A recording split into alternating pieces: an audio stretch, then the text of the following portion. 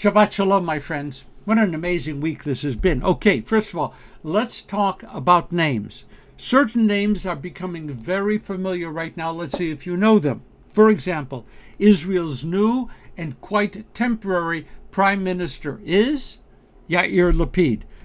New Associate Justice, Ketanji Brown Jackson.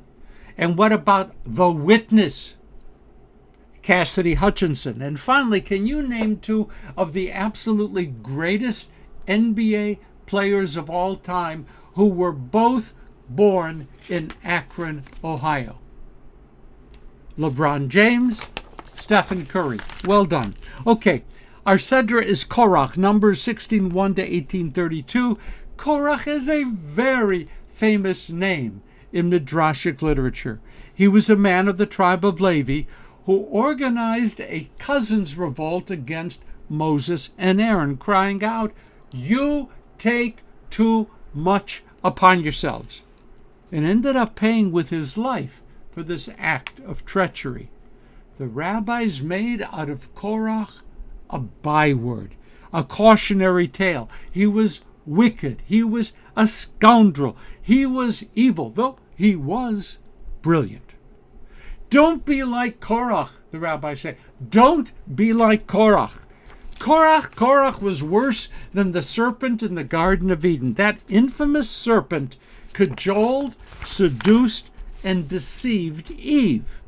But Korach, the rabbis believed, brought forth pseudo-halachic arguments and tried to incite the masses into open rebellion.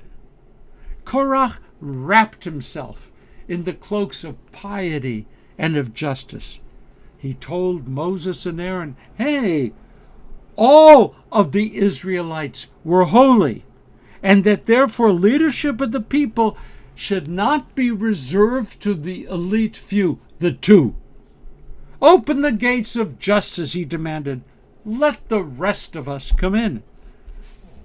Moses and Aaron had to resort to a few show-and-tell miracles to prove that, in fact, they were God's chosen leaders for the people. It seemed for a while that we were back in the court of Pharaoh with Moses displaying his bag of sacred tricks.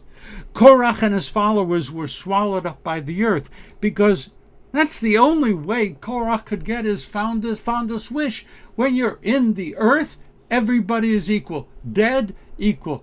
That was the only way Korach was going to win. But the Midrash tells us that Korach did not die.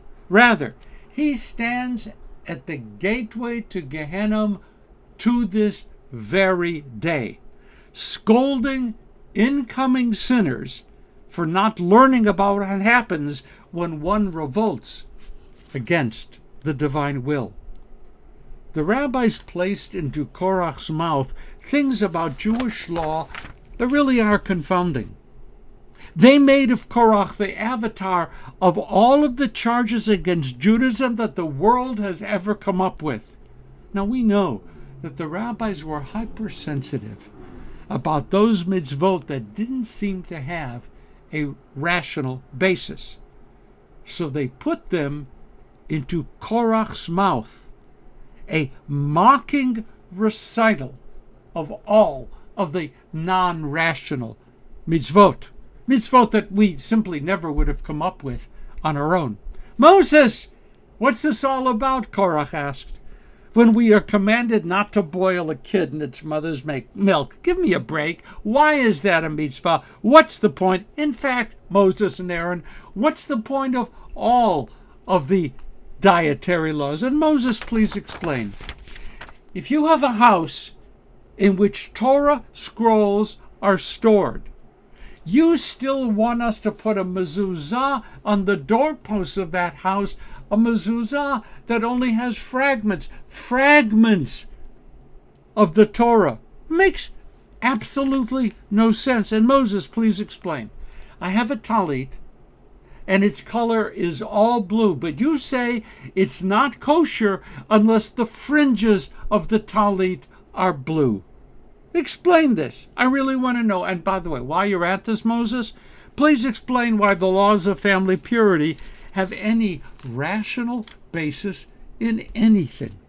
In Shlomo Riskin's Torah commentary, pay heed, Rabbi Riskin puts those same arguments into the mouth of Shabtai Tzvi, a claimant to be the Messiah. Korach was no better than Tzvi, a sworn enemy of the rabbinic establishment, Rabbi Riskin.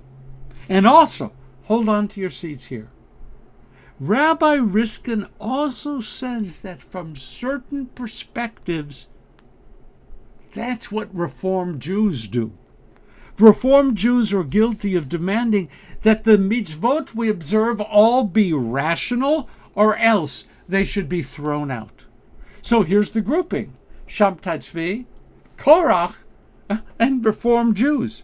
Riskin believes that we are all folks who use Torah to fight against Torah.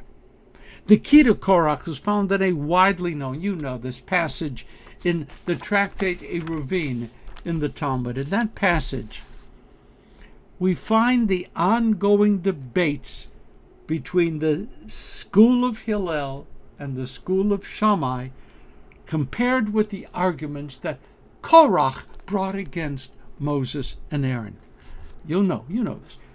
The Talmud asserts that both sets of arguments reflect the words of Elohim Chayim, the words of the living God. But the arguments of Hillel and Shammai will endure, but the arguments of Korach will fade away. Why? Because Korach stood alone with his challenges, leaving no opening for respectful dialogue. Hillel and Shammai, as much as they disagreed, and they disagreed, always managed to show respect for each other's arguments. Suddenly now, the rebellion of Korach takes on for us very contemporary clothing. If we're going to have a strong argument, an argument with someone else, we are being counseled here not to start with laying out the facts as we know them. Don't start with the facts first. Rather, our first step must be to understand clearly why we have chosen to engage in this heated debate. What do we want to achieve?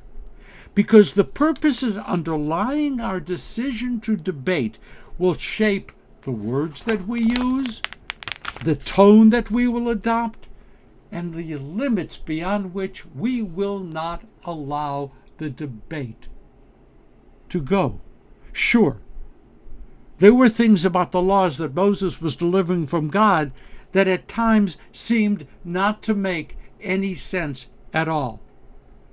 Korach appeared to be pushing hard to get clarifications, but he didn't raise those charges because he wanted clarity. He raised those charges because he wanted power. There are traditionally three crowns in Jewish life: kahuna, malchut, Torah. Kahuna, the priesthood; malchut, kingship; Torah. Korach saw Moses operating as a king. He saw Aaron operating as high priest, leaving the vagaries of Torah leadership for everyone else. So Korach grabbed Torah and used it as a cudgel to force his way into the inner circle of power. No answer that Moses might have provided would have been satisfactory, because Korach's challenge, phrased as halachic, was really a naked grab for power, not a yearning for understanding.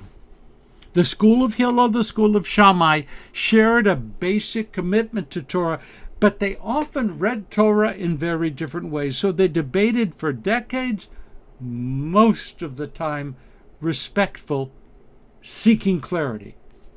Korach was using some of the very questions that Hillel and Shammai raised, but he was raising those questions for very different reasons. In 2022, our world is awash with angry debates. Our Sedra and the Parshanut, the explanations offered by the rabbis, will tell us that if we are standing toe to toe with another, arguing about facts as we see them, without clearly understanding why participating in such debates is so terribly important for us, then we are no better than Korach.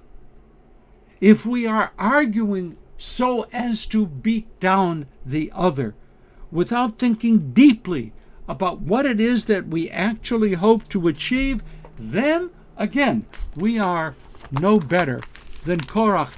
My friends, these are contentious times. The story of the man called Korach has a lot to teach us about how to make the debates that we are participating in foundation stones for a better world. That's a good debate.